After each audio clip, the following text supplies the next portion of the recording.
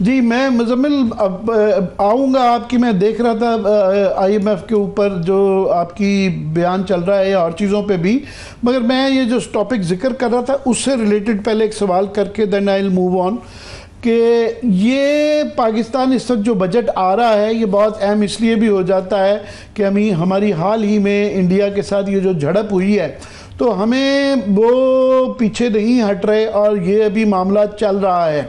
उसके लिए हमें रिसोर्सेज चाहिए। हम उनका जो 80 बिलियन डॉलर का बजट है, हमारा कोई 8 और 11 के दरमियान रहता है, बहुत बड़ा गैप है। तो हमें रिसोर्सेज भी क्रिएट करने हैं जबकि हमारा रिसोर्सेज कंस्ट्रेंट है। उसके लिए बहुत अकल, बहुत बड़ा दिमाग चाहिए कि कोई क्या फार्मूला होना चाहिए कि थोड़े पैसे में हम ज़्यादा सिक्योरिटी भी ले लें। और अभी तक जो खद्दोखाल आ रहे हैं बजट के, जिस तरह ये बना रहे हैं, तो क्योंकि किसी को एतराज़ नहीं होगा अगर 12 से 18% के दरमियान में इजाफा हो जाए या मज़ीद भी हो सके, मगर कैसे कर पाएंगे। और अभी तक जो बजट के खद्दोखाल आ रहे हैं उनके ज़हन में है कि वो कोई फार्मूला निकाल लेंगे? देखिए जी, सबसे पहले तो आमिर साहब मैं आपको बताऊं कि पाकिस्तान इस वक्त अगर दुनिया में देखा जाए तो पाकिस्तान के तकरीबन तमाम बॉर्डर्स में जो है इस वक्त हलचल है, चाहे वेस्टर्न बॉर्डर है चाहे ईस्टर्न बॉर्डर है। फिर दूसरा, पाकिस्तान अगर देखा जाए तो जिन ममालिक में जहाँ पे पीस है उनका डिफेंस टू जीडीपी बजट कितना होता है और पाकिस्तान का कितना है। तो डिफेंस टू जीडीपी बजट जो एक आम जो लोगों की रेंज है, जो कंट्रीज की रेंज है, बिटवीन 4 to 7% है। जहाँ पे ज्यादा टर्बुलेंस होती है वो 7% तक भी है। पाकिस्तान का कितना है ये इम्पोर्टेंट है। पहले मुज़म्मिल असलम साहब, आप हमें सुन सकते हैं?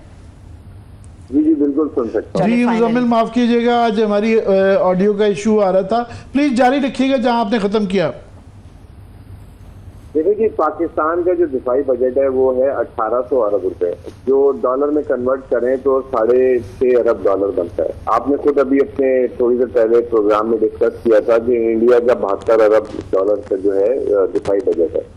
पाकिस्तान एक वाहिद यूनिक मुल्क है जिसके तमाम बॉर्डर सब इंगेज हैं। वो वेस्टर्न बॉर्डर भी इंगेज है, ईस्टर्न बॉर्डर भी इंगेज है। दुनिया में अगर जहाँ पे जो बिल्कुल पुरअमन मुल्क होते हैं उनकी मतलब क्या मतलब वो अपना कितनी जीडीपी की शरह जो है दिफा में खर्च करते हैं, वो 4% से 7% के दरमियान है। तो और वो जो बिल्कुल पुरअमन जिनके मुल्क मतलब जहाँ पे जंगें नहीं लगी होती है, दहशतगर्दी के मसाइल नहीं होते। पाकिस्तान का अगर आज जीडीपी जो है 400 अरब डॉलर का है तो पाकिस्तान का इस वक्त जो दिफा में खर्चा है वो 2% जीडीपी से भी कम है। लेकिन अगर हम पेंशन जो दिफा के खर्चे से हटा के वफाक की बजट में आती है, पेंशन को भी शामिल कर लें तो पाकिस्तान का दिफा का बजट जो है 3% है। इसको कम से कम जो है पहली अगर पेंशन समेत करके 4% से भी अगर हम लेकर आते हैं तो ये लगभग जो है अल्लाह आपका भला करे 2500 से 2600 अरब रुपए बनता है। मुज़म्मिल, मैं आपकी मुकम्मल वो सुनना चाहूँगा, मगर सिर्फ नाजरीन के लिए ऐड कर दूँ। आपको तो पता है कि इंडिया की क्योंकि इकोनॉमी बहुत बड़ी है तो उनका 1.5% जीडीपी जो है उसका हिस्सा वो डिफेंस पे लगाते हैं, तो 75 और 80 बिलियन डॉलर के करीब चला जाता है। तो हम ये 3 और 3.5 के दरमियान जो लगाते हैं उसके बावजूद ये कोई 8-9-10 बिलियन बनता है। तो उनका वो जो अगर 1% बढ़ाते हैं तो वो बहुत कैपेसिटी उनकी है बढ़ाने की। सो इसलिए मैंने एम्फसाइज किया था कि प्लीज़ हमें गाइड करें कि ये इसके लिए बहुत अकल चाहिए कि ये फार्मूला कुछ चेंज किया जाए। तो प्लीज़ जारी रखिएगा। और जैसे मैंने ये कहा कि हमें जो सबसे ज़्यादा इन्वेस्टमेंट करने की ज़रूरत है वो रिसर्च एंड डेवलपमेंट में, डिफेंस टेक्नोलॉजी में और ओवरऑल टेक्नोलॉजी में इसमें खर्च करने की जरूरत पड़ेगी। अब सवाल ये है कि पाकिस्तान के पास अगले साल के लिए वसाइल हैं कि नहीं है, ये बहुत अहम है। जम्बल, इसके साथ ही अगर आप ऐड कर दें कि आईएमएफ का वो हमें बताया जा रहा था कि जी मामला तय हो गए हैं, अभी वो वापस चले गए हैं और वो अब बताया जा रहा है कि उनको काफ़ी चीज़ों के ऊपर जो है ना इतराज़ात हैं। गवर्नमेंट जो है वो आप ही के मैं बयान सुन रहा था, तो अभी लेटेस्ट आपकी क्या इतलाएँ हैं, कहाँ पर जाके ये बात रुक रही है? इससे पहले मैं एक चीज़ ऐड कर दूँ कि जो 22% से 11% हुई है तो हुकूमत के पास छूट की अदायगी की शक्ल में फिस्कल स्पेस आ गई है। मेरे हिसाब से तो 2500 अरब की आनी चाहिए।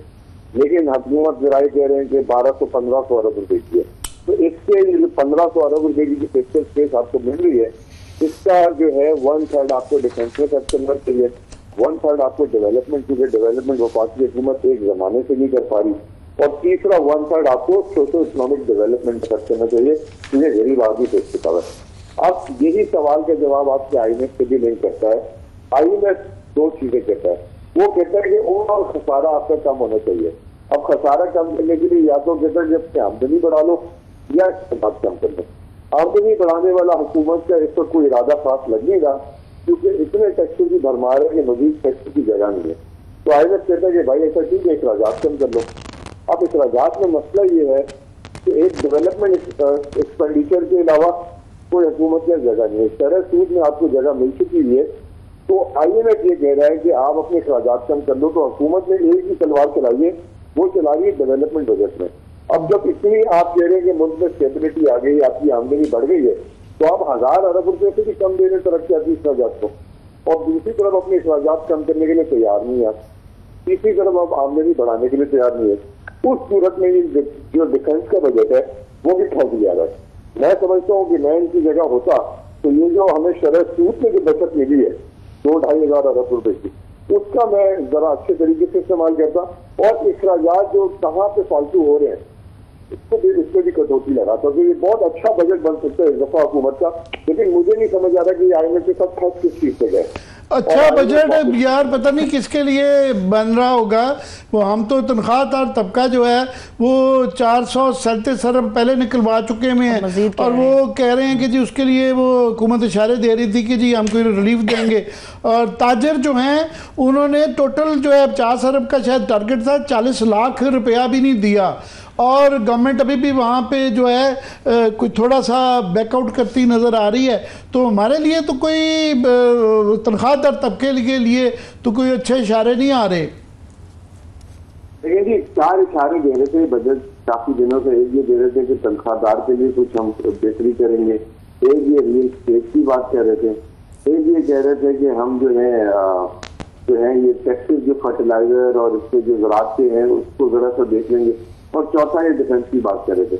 अभी ये चारों की चारों बातें जो है फंस गई है। मैं ये कह रहा हूँ कि इतने नाअहल है, इतनी बड़ी फिस्कल स्पेस मिलने के बाद सूबों ने 1200 अरब का सरप्लस दिया, उसके बावजूद जो IMF के साथ ये जो है बैठ के जो है मामला तय नहीं कर पा रहे, और वो एक तरफ ये दावा कर रहे हैं कि मईशत बड़ी बेहतर चल रही है, मईशत बड़ी बेहतर चल रही है।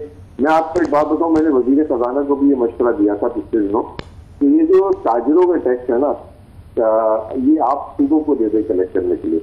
हर चीज आप नहीं कलेक्ट कर सकते, सूबों को कलेक्ट करने दे, और सूबे आपको कलेक्ट करके वापस करें।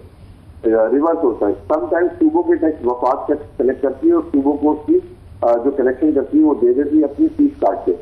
क्योंकि ये ताजिर हैं, दुकानदार हैं, होलसेल की मार्केट है, ये सूबों के अंदर है। सूबों को ज्यादा बेहतर पता है कि इनसे किस तरीके से डील करना है, और ये कहाँ बैठे हैं। अब FDR है, वो उसके पास कोई मैन स्ट्रेंथ है ही नहीं, और FDR ऑलरेडी इतने किस्म के टैक्स ले रहा है, तो ये आउटसोर्स कर दे सूबों को।